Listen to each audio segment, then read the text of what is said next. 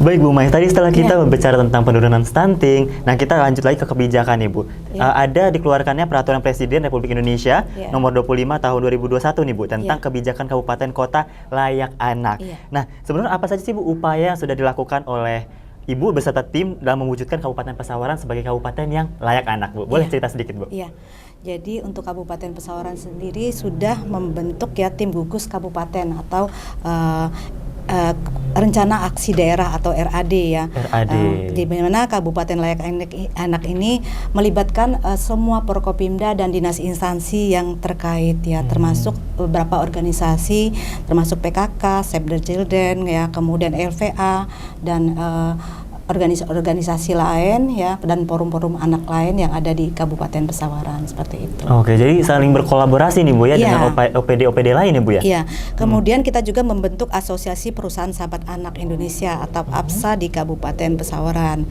Kemudian kita juga mengadakan pembinaan Satuan Pendidikan Ramah Anak atau SRA kepada sekolah-sekolah yang ada di Kabupaten Pesawaran, termasuk ke madrasah, kemudian puskesmas, agar puskesmas menjadi puskesmas ramah anak, kemudian kalau sekolah menjadi sekolah ramah anak ya, baik kemudian kalau pondok menjadi pondok ramah anak gitu. Oke, berarti upayanya bisa langsung sosialisasi langsung ke tempat-tempatnya tadi Bu ya? Sarana-sarana pendidikan tersebut. Nah itu biasanya seperti apa Bu? Boleh cerita sedikit nggak Bu? Pengalaman kemarin sosialisasi mungkin ke salah satu sekolah seperti apa? Kita mengadakan deklarasi ke beberapa pondok ya.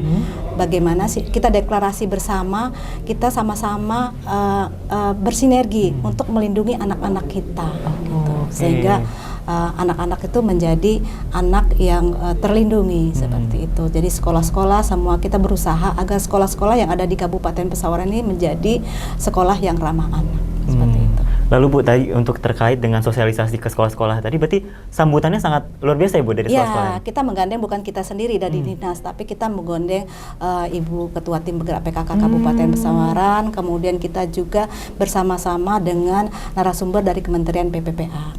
Oke, jadi ramai ini Bu ya, seru berarti ini kegiatannya. Nah, untuk kegiatan tersendiri seperti itu kan berarti kan harus melakukan penyiapan bahan juga, banyak lah ya Bu yang perlu disiapkan. Kita juga menggandeng ya Polres Pesawaran ya, kemudian Kejaksaan Tinggi Pesawaran, jadi Pengadilan Tinggi, kemudian Kementerian Agama ya. Jadi bukan hanya kita sendiri, karena keberhasilannya nggak mungkin akan kita laksanakan sendiri, tapi kita bersinergi, berakselerasi dengan dinas-dinas yang terkait seperti itu. Apalagi tadi mau sosialisasi ke anak-anak pasti kan butuh khusus ya Bu ya pendekatannya gitu. Nah, ada kendala khusus nggak sih Bu ketika sosialisasi ini ke masyarakat khusus? Alhamdulillah kita tidak ada kendala ya. Bahkan alhamdulillah juga Kabupaten Pesawaran 2 hari yang lalu ada 2 sekolah di Provinsi Lampung ini yang mendapatkan standarisasi sekolah ramah anak. Sekolah ramah anak. Yaitu Min 1 Kedondong ya di Kabupaten Pesawaran dengan SLB di Kota Metro. Jadi dari 45 yang diajukan oleh Dinas PPRPA Provinsi Lampung, kita Kabupaten Pesawaran mendapatkan standar itu. Wah, luar biasa. Di Provinsi Lampung hanya 2 sekolah. Satunya di Pesawaran. Luar biasa, berarti komitmen untuk mewujudkan kabupaten ini. Kabupaten Layak Anak ini besar sekali ya Bu ya, cita-citanya. Wah, luar biasa. Dan tadi juga ternyata Bu Dendi juga ikut terjun langsung untuk ini, berarti dukungannya luar biasa ya Bu ya?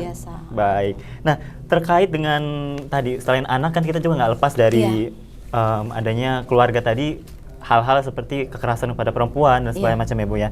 Dan itu juga menjadi isu yang tidak hanya di Lampung saja, tetapi nasional dan global juga menjadi yang hangat dibicarakan. Nah, sebenarnya ada nggak Bu upaya atau hal-hal yang dilakukan oleh dinas terkait dengan untuk menekan angka kekerasan kepada perempuan ini, dan layanan apa saja Bu yang diberikan? Iya, jadi untuk menekan angka kekerasan terhadap perempuan kita sosialisasi bersama dan pembinaan bersama kepada pemangku-pemangku kepentingan yang ada di Kabupaten Pesawaran seperti itu, gitu ya.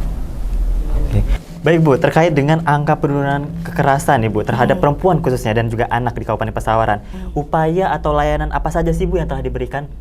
Oh iya, untuk menurunkan angka kekerasan terhadap perempuan kita membentuk PATBM atau perlindungan anak terpadu berbasis masyarakat ya, di mana di Kabupaten Pesawaran sendiri sudah ada 148 di desa yang melaksanakan penguatan PATPM bersama dengan lembaga masyarakat di Kabupaten Pesawaran melalui Save the Children. Wah, apa itu Bu tadi? Save the Children. Apa tuh Bu? Save the Children ini pemerhati terhadap anak ya. Itu dari masyarakat? Dari masyarakat. Oh, berarti itu volunteer ya Bu ya mereka? Iya, seperti itu ya. Jadi masyarakat atau kelompok yang peduli terhadap anak-anak yang ada di Kabupaten Pesawaran. Oh, oke. Dan sebenarnya kalau untuk tingkat kekerasannya sendiri di Kabupaten Pesawaran ini seperti apa sih Bu? Tinggi atau sudah terkendali? Kalau tingkat kekerasan di Kabupaten Pesawaran terhadap perempuan ini dengan anak itu sangat berbeda ya, 10-2 kalau gitu ya. Jadi kalau perempuan tuh alhamdulillah di Kabupaten Pesawaran sangat kecil sekali gitu ya. Untuk perempuan yang mungkin akan kita tingkatkan ini yang terhadap anak ya gitu. Berarti yang jadi fokus kan anak, Bu, ya? Anak ya, bukan perempuan kita tinggalkan tapi anak tuh lebih akan kita perhatikan karena angka kasusnya ya kalau melihat bukan hanya di Kabupaten Pesawaran, perempuan dan anak ini lebih tinggi ke anak ya. Ya mudah-mudahan di Pesawaran tidak seperti itu. Tentunya kita juga mengajak nih masyarakat semua untuk berkolaborasi ya, bahu-membahu untuk menciptakan tadi keluarga yang sehat dan sejahtera ya Bu ya. Nah, lalu Bu tadi terkait dengan upaya-upaya tadi kan untuk melakukan menekan angka-angka kekerasan anak tadi, kekerasan perempuan juga, ada kendala-kendala khusus nggak sih Bu yang dihadapi oleh Ibu dan juga tim di dinas? Iya, kita insya Allah tidak ada kendala karena kita tidak sendiri bekerja ya, kita melibatkan organisasi terkait, kemudian mitra kerja kita juga sosialisasi tentang hak anak ini ada 31 hak anak ya, salah satunya adalah hak bermain, kemudian hak tidak dapat, kemudian yang kita prioritaskan hak dasar dari anak itu, misalnya hak hidup, kemudian hak tumbuh kembang, hak perlindungan, kemudian hak partisipasi. Kalau hak perlindungan ini kita wajib dari keluarga dulu melindungi anak, kemudian kepada masyarakat terutama ya. Jadi semua masyarakat wajib melindungi anak sehingga tidak terjadi korban-korban pelecehan seksual. Betul. Jadi sebetulnya ada hak-hak untuk anak tadi Bu ya. Hak dasar ya, hak dasar itu hak hidup, kemudian hak tumbuh kembang ya, kemudian hak perlindungan ya. Itu harus kita sampaikan kepada masyarakat dan hak partisipasi. Jadi hak partisipasi itu dimulai dari keluarga.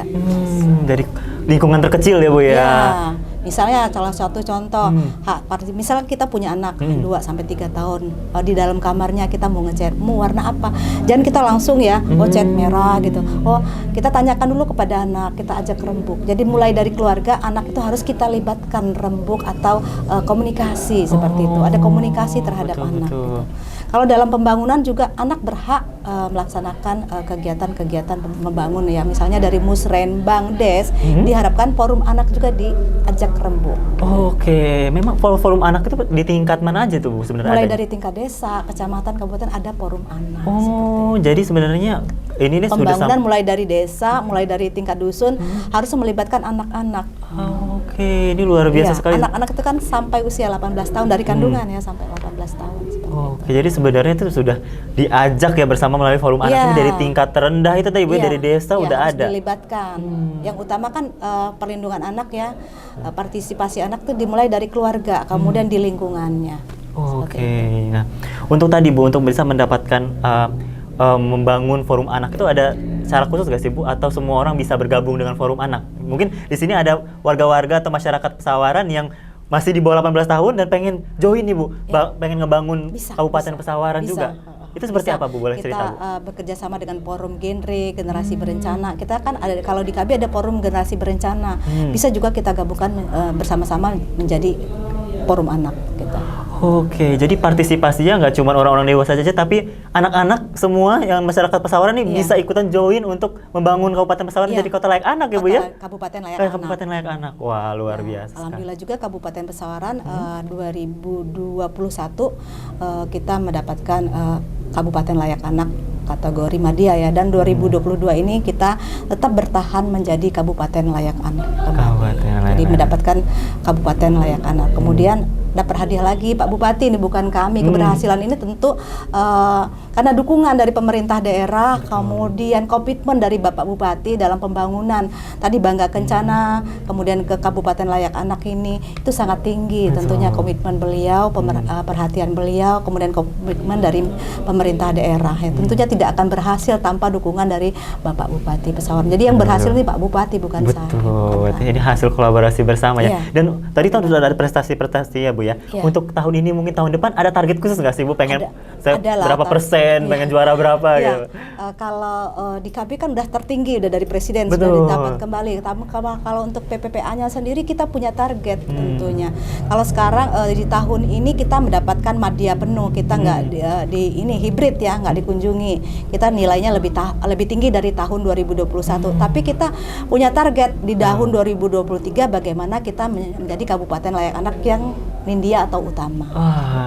Tentunya ini cita-cita yang luar biasa dan harus kita dukung dong Bu ya, supaya bisa dapat semua ini. Wah, luar biasa. Nah, sebelum kita mengakhiri sesi ini Bu, ini seru banget pembicaraan tentang keluarga sehat dan sejahtera ini. Mungkin ada closing statement yang ingin Ibu sampaikan kepada seluruh masyarakat yang ada di Kabupaten Pesawaran juga pemerintah daerah. Silakan Bu di sebelah sini. Jadi mari kita bersama-sama mewujudkan Kabupaten Pesawaran ya, yang menjadi keluarga kecil dan sejahtera, kemudian keluarga yang bebas dari stunting dan kabupaten yang layak anak, seperti itu. Baik, terima kasih banyak Ibu Maisuri udah bercerita juga sharing nih tentang upaya-upaya dalam menciptakan Kabupaten Pesawaran sebagai Kabupaten Layak Anak. Ini saya mendapatkan banyak sekali informasi bahwa ternyata partisipasi dalam membangun Kabupaten Layak Anak ini nggak cuma untuk orang dewasa saja ya Bu ya, dan nggak cuma bapak-bapak, ibu-ibu aja nih, tapi semua pemuda, semua masyarakat, anak-anak tadi juga. Jadi tidak melecehkan anak itu paling utama. Paling utama. Seperti itu Pak. Baik, terima kasih Bu atas kesempatannya pada hari ini. Semoga sehat terus dan sukses dalam membangun Kabupaten Pesawaran sebagai Kabupaten Layak Anak. Baik pemirsa, terima kasih telah menyaksikan Sabure Talk di Sabure TV. Saya Hafiz An-Nazim, mewakili kerabat kerja yang bertugas, pamit undur diri dan sampai jumpa. Terima kasih banyak Ibu.